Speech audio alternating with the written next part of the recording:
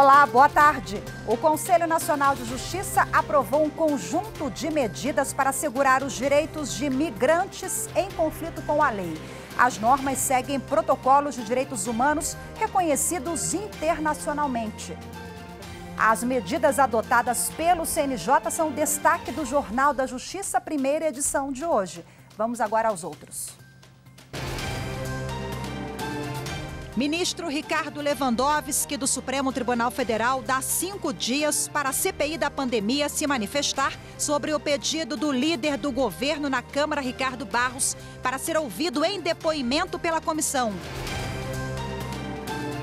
Senado aprova os nomes do desembargador Amaury Pinto Júnior e do Procurador-Geral do Trabalho, Alberto Balazeiro, para o Tribunal Superior do Trabalho. Os dois indicados à vaga de ministro do Tribunal Superior do Trabalho foram sabatinados juntos pela Comissão de Constituição, Justiça e Cidadania do Senado Federal.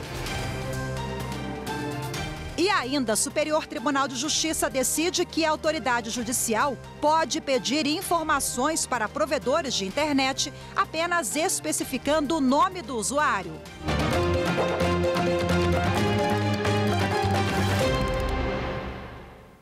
O ministro do Supremo Tribunal Federal, Ricardo Lewandowski, determinou o prazo de 5 dias para a CPI da pandemia no Senado Federal informar por que o depoimento do líder do governo na Câmara, o deputado federal Ricardo Barros, foi adiado. Segundo o parlamentar, ele iria depor à CPI nesta quinta-feira. Ricardo Barros foi citado na CPI da Covid por supostamente ter participado de irregularidades na tentativa do governo federal em importar a vacina indiana Covaxin.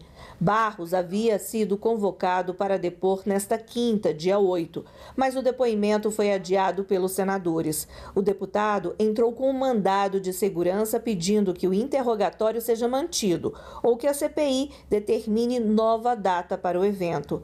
Os membros da CPI argumentaram que precisam ouvir também técnicos e servidores da saúde antes do depoimento do líder da Câmara.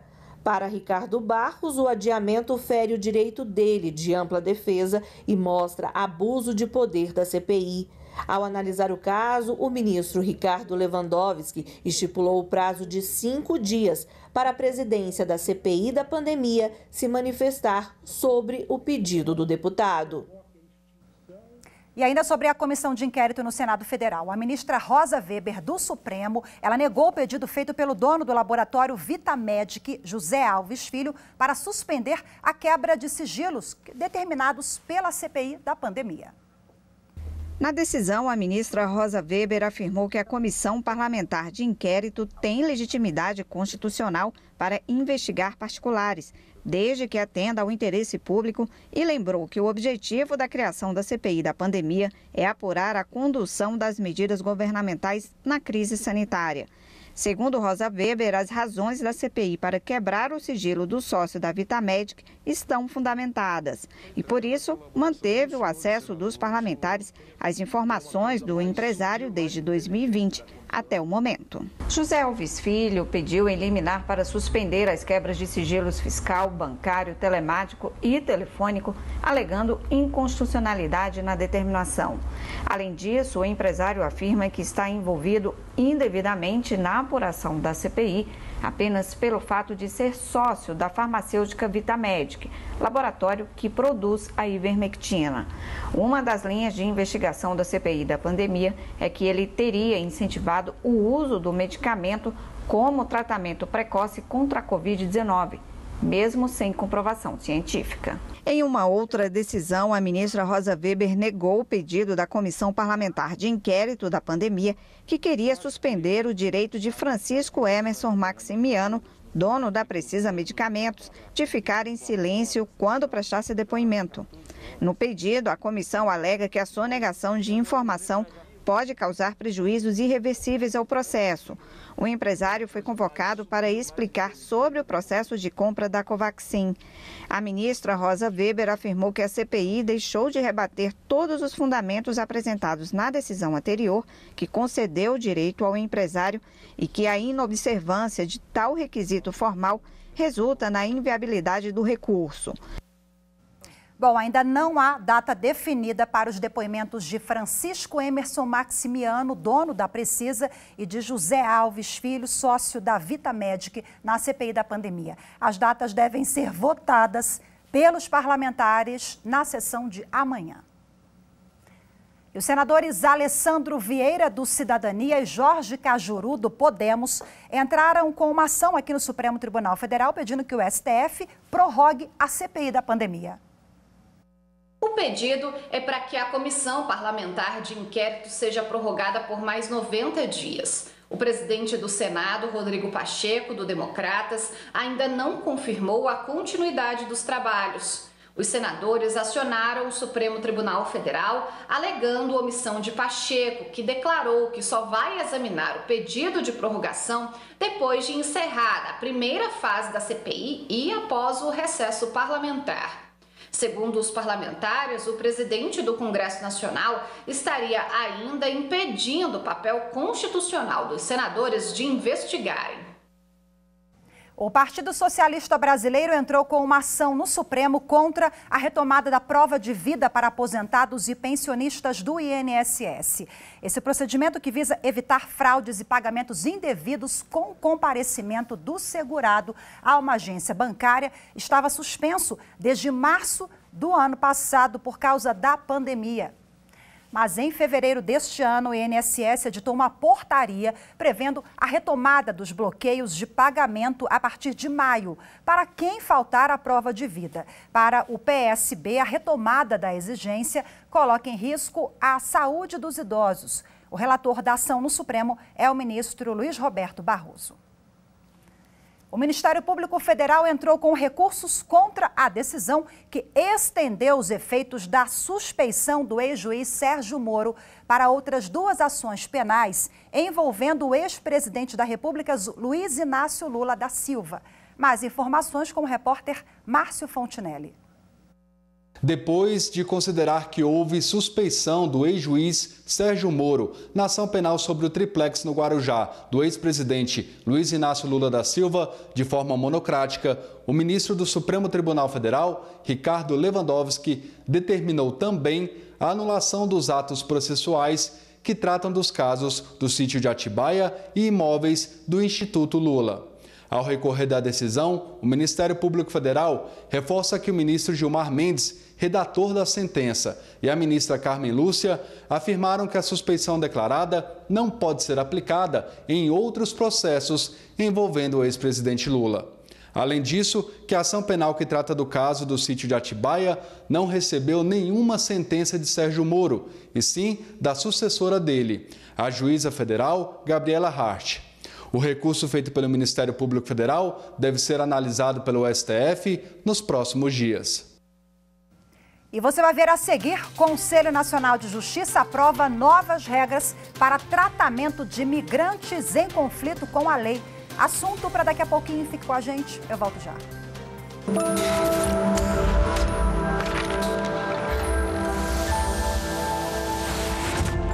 A Constituição Federal de 1988 é absolutamente fundamental para o fortalecimento do direito do trabalho no Brasil.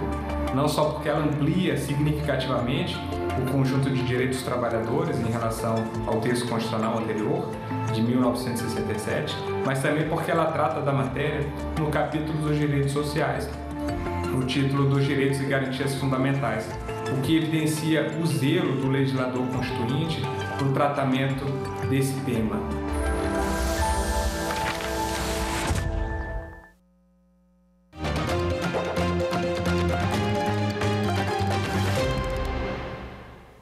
O Conselho Nacional de Justiça aprovou um conjunto de medidas para assegurar os direitos de migrantes em conflito com a lei.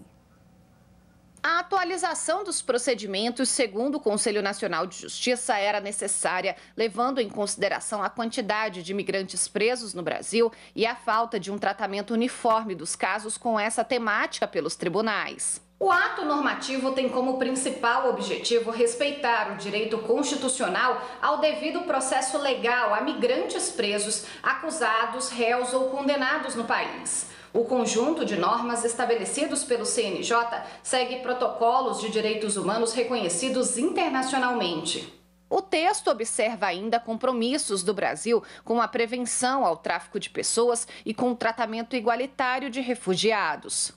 Entre as diretrizes estão a realização de audiência de custódia, o encaminhamento a programas de acolhimento e moradia em caso de concessão de liberdade provisória e a autorização da posse de passaporte ou documentos que garantam acesso a outros direitos no país. Editou-se o ato normativo que vai culminar numa nova resolução, mudando o conceito que se tinha do migrante enquanto ameaça à segurança nacional e usando, na verdade, a definição que se tem na Resolução 4 de 2019 da Convenção Interamericana de Direitos Humanos. Então, traz-se para o Brasil, através do CNJ, todos os preceitos internacionais de inclusão do migrante não nacional, impactando isso também nas garantias processuais penais a esse público vulnerável. A gente continua a falar sobre esse assunto agora, conversando ao vivo pela internet com o conselheiro do CNJ, Mário Guerreiro. Olá, conselheiro, seja bem-vindo, boa tarde. Boa tarde, eu que agradeço aqui a oportunidade de poder participar do programa e falar desse tema tão importante para o Brasil. Conselheiro, o senhor foi relator desse ato normativo, né, dessa mudança de resolução, de legislação, mas também de paradigma, né? O migrante, ele tinha um tratamento totalmente, que não estava de acordo, digamos assim, com o ordenamento jurídico, com os novos tempos, com preceitos fundamentais da Carta Magna, tendo em vista também que houve uma revogação do Estatuto do Estrangeiro, né? Sim. Essa resolução, ela já vinha sendo trabalhada há algum tempo e ela se originou, na verdade, de uma decisão do Supremo Tribunal Federal, né, que tratou da necessidade da notificação consular como garantia de devido processo legal nos casos de extradição. Né, isso nos levou a, enfim, estabelecer procedimentos, né, para essa notificação consular e nesse ínterim também ocorreu justamente a entrada em vigor da Lei de Imigração, revogando o Estatuto Estrangeiro e ensejando a incorporação de novas regras ao ordenamento jurídico brasileiro.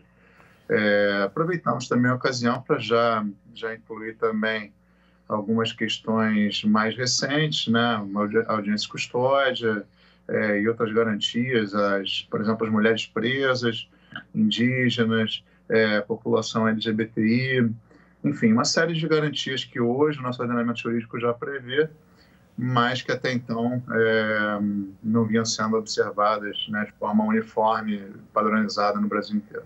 O texto tem como base também a Convenção de Viena, né? O Brasil é signatário desse tratado internacional de direitos humanos, assim como outros. E qual é o escopo dessa lei em linhas gerais? O senhor já elencou algumas questões, né? De garantias ao preso, às mulheres, a esse grupo, aos grupos mais vulneráveis dentro da vulnerabilidade já tradicional do migrante. Então, o que o senhor destaca da Convenção? A Convenção é justamente o artigo 36 da Convenção de Viena, que trata da notificação consular, que foi, né, a base normativa do Supremo Tribunal Federal para proferir aquela decisão na prisão para extradição 726, que justamente exigiu esse requisito da notificação consular para que se tivesse configurado o devido processo legal nas prisões para extradição. Então, a partir daí, e também de outros tratados internacionais, poderia citar aqui as regras de Mandela, as regras de Bangkok, enfim, uma série de tratados internacionais que tratam de direitos das pessoas presas e que, portanto, também aplicáveis aos migrantes em trânsito pelo Brasil ou que venham residir definitivamente aqui no Brasil, e dentro da linha daquilo que a Constituição Federal fala, no artigo 4, do compromisso do Brasil com os tratados internacionais sobre direitos humanos no plano internacional. Conselheiro, para se chegar a esse texto final, vocês contaram com a participação também de outros atores envolvidos no processo, né? Ministério da Justiça, enfim, como é que foi esse trabalho de cooperação, de diálogo para o texto final?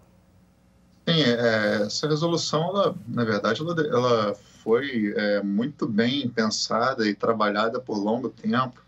A gente conversou com órgãos do Executivo, como a Polícia Federal, Departamento Penitenciário, Secretaria Nacional de Justiça, conversamos com o Conselho Nacional do Ministério Público, com a Defensoria Pública da União. Enfim, procuramos tratar o tema com todas as autoridades que lidam com a questão da migração no dia a dia. Então, realmente, a gente acredita que tentou, tanto quanto possível, contemplar todas as questões importantes, né, e tentar chegar num consenso daquilo que é o melhor, né, o que mais realiza os direitos humanos nessa questão migratória no Brasil. E há também uma perspectiva para garantir um tratamento uniforme por todos os tribunais, a criação de um manual, uma orientação do CNJ? Sim, a resolução ela busca justamente isso. O CNJ ele não tem atividade legiferante. A gente, na verdade, busca estabelecer procedimentos, né, e orientações aos juízes na hora de aplicarem o que já está na lei, né? Então, a resolução busca justamente sistematizar uma série de garantias e direitos esparsos em várias leis e colocar tudo ali junto com orientações mais práticas do dia a dia. E a própria resolução prevê também que em 180 dias da sua publicação seria publicado um manual que ainda será elaborado pelo Departamento de Monitoramento e Fiscalização, que é justamente uma fonte de consulta do dia a dia do juiz que trabalha com esse tipo de situação, para ele ter ali uma referência mais rápida, mais precisa dos procedimentos a serem adotados nesses casos. Ok, conselheiro Mário Guerreiro, muito obrigada pela sua participação, pelas suas informações. Ótima tarde, até a próxima. Igualmente, uma boa tarde, fico à disposição para outros esclarecimentos. Obrigada, tchau, tchau. Bom, em Roraima, o Ministério Público Federal pediu na Justiça que sejam tomadas providências para a proteção de povo indígena que vive isolado. Em 2018, o IBAMA realizou na terra deles a maior apreensão de madeira ilegal do estado, o equivalente a 15 mil metros cúbicos. E segundo o Instituto Socioambiental ISA, metade do território já é ocupado pela grilagem. Na ação, o Ministério Público Federal pede que o IBAMA e a Fundação Estadual de Meio Ambiente e Recursos Hídricos façam a demarcação do território tradicional deles em até 3 anos e que, enquanto isso, seja prorrogada a portaria da FUNAI que mantém o local isolado. E daqui a pouco, no próximo bloco, o Superior Tribunal de Justiça afasta a responsabilidade solidária de corretora pela entrega atrasada de imóvel. Os detalhes você confere a seguir. Fique conosco, eu volto já.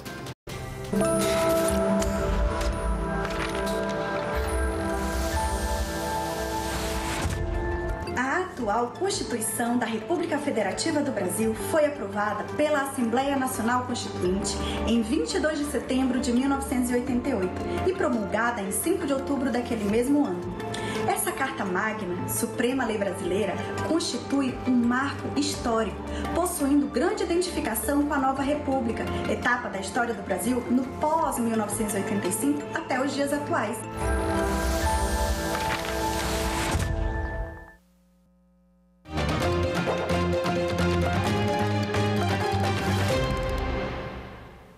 A 5ª turma do Superior Tribunal de Justiça decidiu que a autoridade judicial pode pedir informações para provedores de internet apenas especificando o nome do usuário. A 5ª turma do STJ estabeleceu o entendimento de que a autoridade judicial pode requisitar informações a provedores de internet apenas com base no nome de pessoa investigada em processo criminal, sem a necessidade de informar o ID, sigla em inglês para a forma como cada pessoa se identifica em sites e aplicativos, geralmente vinculado a uma conta de e-mail. Assim, de forma unânime, os ministros negaram recurso em mandado de segurança de um provedor de internet para afastar o bloqueio de R$50 mil de sua conta como garantia ao pagamento de multa por suposto descumprimento de ordem judicial, que obrigava a empresa a fornecer informações vinculadas a uma possível conta de e-mail existente em sua base de dados, a partir do nome e do CPF de um homem sob investigação criminal. A empresa impetrou mandado de segurança no Tribunal de Justiça de São Paulo, alegando não poder executar a ordem judicial por impossibilidade técnica. Também sustentou a ilegalidade da cobrança dos valores pela autoridade judicial por suposta ausência do devido processo legal para o bloqueio dos valores pelo próprio tribunal que fixou a multa. Argumentou ainda que a legislação vigente não obriga os provedores a fornecerem dados cadastrais à autoridade solicitante se a empresa não os coletou e levantou a possibilidade da ocorrência de homônimos entre seus usuários, colocando em risco a privacidade de terceiros não relacionados a qualquer investigação em caso de quebra de sigilo a partir dessa informação. O Tribunal Paulista negou a ordem e manteve a multa, explicando que não foram solicitados ao provedor dados cadastrais da pessoa investigada, mas um possível endereço de e-mail existente em sua base de dados e informações ligadas a esta conta, as quais poderiam ter sido fornecidas a partir do nome completo do investigado, fornecido pela autoridade judicial. O relator do recurso dirigido então ao STJ foi o ministro Joel Ilan Paciornik, que afirmou que o próprio impetrante informou a necessidade de o usuário indicar seu nome e prenome para realizar o cadastro e utilizar os serviços do provedor, o que afasta a impossibilidade material da impetrante realizar as buscas requisitadas pelo juízo. Pontuou ainda que, em caso de homônimos, as informações estariam protegidas, dado o sigilo das investigações. O colegiado reconheceu então a possibilidade da cobrança direta da multa no juízo que a fixou em razão do descumprimento de ordem judicial. A quarta turma do Superior Tribunal de Justiça afastou a responsabilidade solidária de corretora pela entrega atrasada de imóvel. Por não ter havido falha na prestação do serviço de corretagem, a quarta turma do STJ afastou a responsabilidade solidária de uma consultoria imobiliária pelos danos que o atraso na entrega de imóvel causou ao comprador. O consumidor ajuizou a ação contra 3 empresas responsáveis pela incorporação e construção do imóvel e também contra a firma de consultoria que intermediou a venda. O Tribunal de Justiça de São Paulo entendeu que nessas situações o prejuízo do consumidor é presumido e condenou as empresas solidariamente ao pagamento de lucros cessantes. Mas no recurso especial submetido ao STJ, a empresa de consultoria imobiliária alegou que foi apenas intermediadora do negócio. Por isso, não seria parte legítima para responder por questões relacionadas ao descumprimento do contrato de compra e venda. O relator do caso no STJ, ministro Luiz Felipe Salomão, votou pela negativa do provimento ao recurso por entender que o caso exigia análise de provas e de cláusulas contratuais, o que é vedado pela instância especial pela jurisprudência do STJ. No voto que prevaleceu no colegiado, a ministra Isabel Galotti assinalou, entre outras coisas, que devido à natureza do serviço de corretagem, não há vínculo jurídico da corretora com as obrigações assumidas pelas partes celebrantes do contrato. Portanto, não seria possível a responsabilização da corretora pelo descumprimento de obrigação constante do contrato de compra e venda, como preceituam os artigos 722 e 723 do Código Civil. A Comissão de Constituição e Justiça e Cidadania do Senado Federal aprovou o nome de 2 indicados para a vaga de ministro do Tribunal Superior do Trabalho. As sabatinas do desembargador Amaury Rodrigues Pinto Júnior e do Procurador-Geral do Trabalho Alberto Bastos Balazeiro ocorreram nesta segunda-feira. Os 2 indicados à vaga de ministro do Tribunal Superior do Trabalho foram sabatinados juntos pela Comissão de Constituição, Justiça e Cidadania do Senado Federal. O desembargador Amaury Rodrigues Pinto, atual presidente do Tribunal Regional do Trabalho da 24ª Região, em Mato Grosso do Sul, foi aprovado pela CCJ para assumir a vaga, aberta pela aposentadoria do ministro Márcio Eurico Vitral Amaro, em março deste ano. O desembargador falou sobre a carreira na magistratura trabalhista e o que significa assumir a vaga de ministro do TST. A aprovação de Vossas Excelências, portanto, não é apenas um ritual de passagem. Representa a verificação institucional de uma escolha feita pelos demais poderes da República e sua adequação aos anseios da sociedade brasileira. Natural de Curitiba, no Paraná, Amaury Rodrigues Pinto Júnior ingressou na magistratura como juiz do trabalho substituto do TRT da 10ª Região, em 1989. Em maio de 2011, foi promovido por merecimento a desembargador do TRT da 24ª Região. Presidiu a corte no biênio 2006-2008 e é o atual presidente do tribunal. O nome do Procurador-Geral do Trabalho, Alberto Bastos Balazeiro, foi aprovado pela CCJ para ocupar a vaga destinada a membro do Ministério Público do Trabalho, aberta após a aposentadoria do ministro Brito Pereira, em abril deste ano. O procurador agradeceu a indicação e falou sobre a importância de ocupar o cargo de ministro na Corte Superior Trabalhista.